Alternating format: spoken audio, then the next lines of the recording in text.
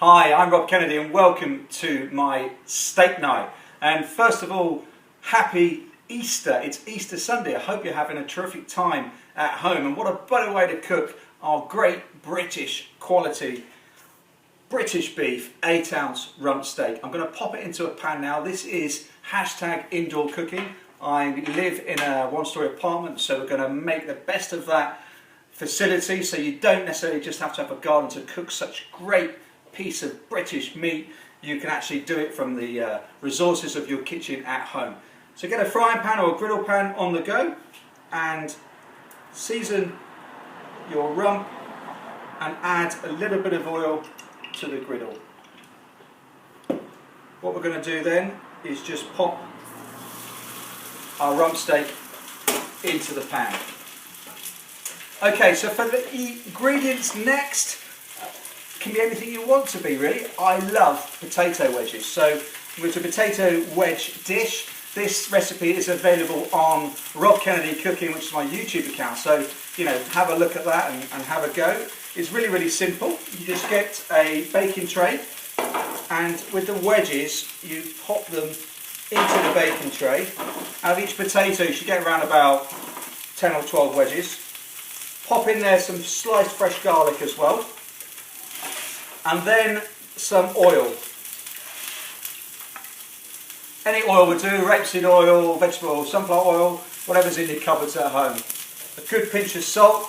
And speaking about cupboards, what a better way than to use all them things up that you never think of using before. So no doubt, hopefully at home, you've all got a little spice tub or herb tub. So I'm going to use some of my dried thyme and some dried rosemary, because that's all I have in terms of herbs. You can use anything you want really. You could use, obviously, potentially fresh rosemary, fresh thyme would be great. But whatever you have in your cupboard, feel free to spice them with. Give them a good little shuffle. Pop them into an oven, 185 degrees, for around about 15 minutes. Take them out, give them another good shuffle, and then finish them for the following 15 minutes. They're all crispy and crunchy. So I'll pop them in the oven now. There we go. And to go with this, I think we're going to have a nice bit of salad. So a nice slaw in effect. So not a cold slaw, not a ranch slaw, but a slaw I've curated, which is going to be really tasty. Let's just have a look at our steak. You can see it's nice and plump. Great quality British beef this, and it's really important. Oh, look at that, we just turned that, amazing. It's really important that we look after our local butchers, our farmers. Let's keep everything kind of British, and we can then purchase it and cook it at home, and it's all really good. It's traditional cooking, honest cooking, and what a better way to showcase some of our fabulous British produce than to use some great quality British beef. So for this slaw, I'm going to use the following ingredients. So we have some tomato. Let's just bring the plate up actually. Some sliced onions, so the tomato sliced as well, sliced onions. Some sliced peppers, so we've got obviously green, red and yellow. I've diced a cucumber to add a little bit more shape contrast, and we've got some nice carrots there as well. And to that I'm just going to add a little bit of fresh coriander. So let's pop that down there. In effect, that is our nice slaw. Back to your steak, if it's cooking lovely. You need to control the heat on this, so we just turn that down ever so slightly.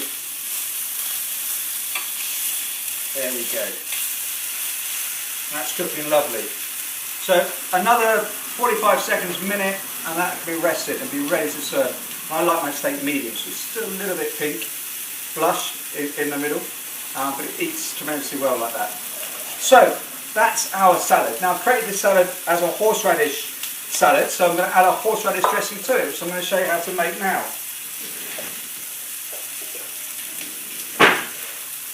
What we're going to do first of all, with our lovely rump steak, just get a cloth because the handle's really hot. Turn the cooker off, and with our steak now, we're just going to rest it just behind us, and we'll do a little bit of housekeeping as well. Okay, so back to the dressing. With this, we're going to basically get a teaspoon of horseradish,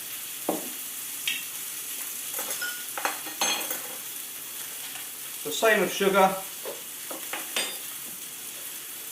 a splash of vinegar, and about 4 tablespoons of oil, pinch of salt, and give that a good whisk, and that will emulsify it.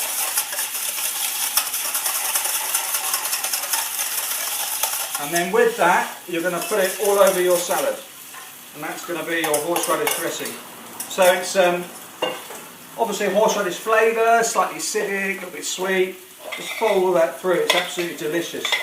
And if you look at that, it's a great, real good colour as well. So it's a bit like a rainbow. So I thought we'd make this recipe, horseradish slaw, use all them lovely vegetables, and then kind of dedicate it to the great work our UK NHS are doing, which is fabulous. So that represents for me a lovely colour like on a rainbow.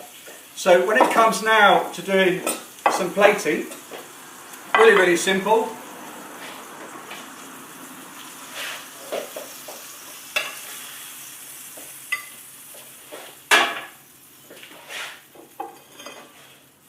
So we've got our steak here. I like to put a little bit of seasoning on the top and a squeeze of lime. And then I serve my steak here.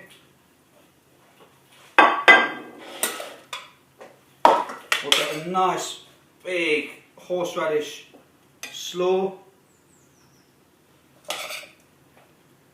just on the top there, look at that, lovely. And then the wedges, well, of course, we've only got 5 minutes, so here's some I've done earlier, and we just pop the wedges into here as well. And you've got all them roasted bits of garlic that you can put on as well, and that's absolutely